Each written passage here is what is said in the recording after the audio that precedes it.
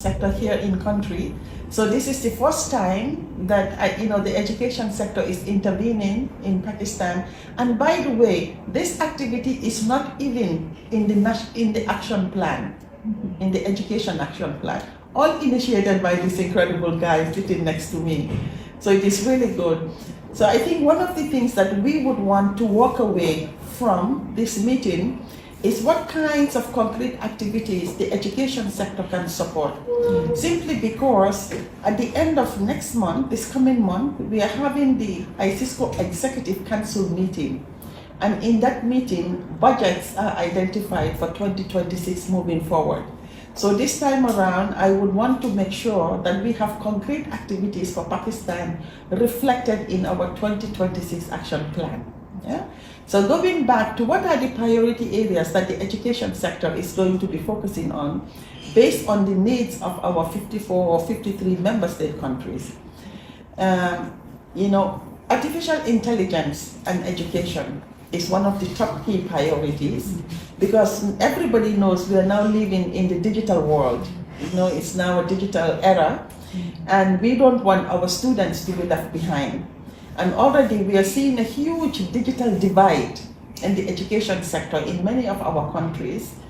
So I am very pleased that Pakistan is, ahead of the game in institutionalizing EdTech into your system.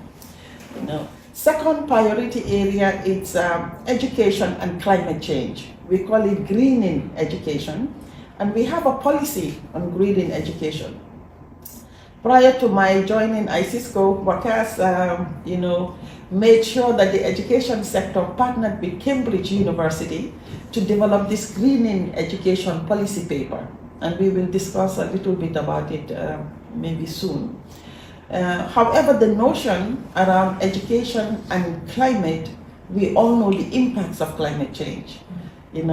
Pakistan is contributing to less than 1% of global greenhouses. But it is one of the countries that are most affected by climate. The impacts that we are seeing, in the state of Punjab, you see what's happening. 11 million children are out of school because of the smoke induced coming from our neighboring countries.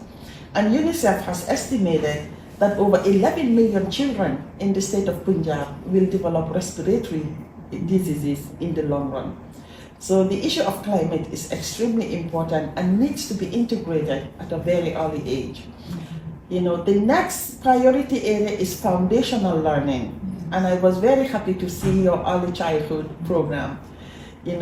So many of the countries are saying that they need support to institutionalize early childhood education, building a strong foundation at the primary all the way to secondary level, where they can use structured pedagogy using very effective interventions at the classroom level.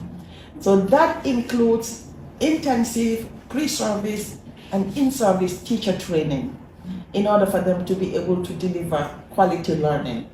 I'm very, very impressed that the enrollment rates in Pakistan is very high for both boys and girls.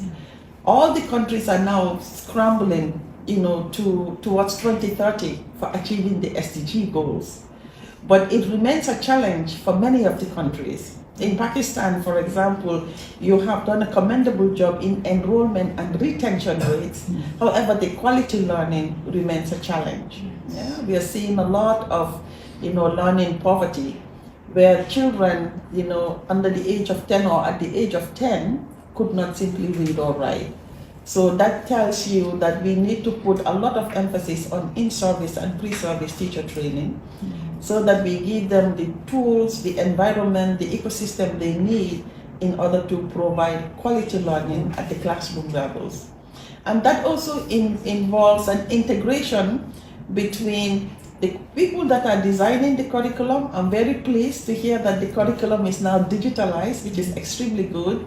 But there needs to be alignment between people that are developing the curriculum, the teachers that are teaching that curriculum, and the people that are providing the assessment. They all need to align and work together if you want to have quality learning at the classroom level that will result in very positive assessment scores at the end of the day. Yeah?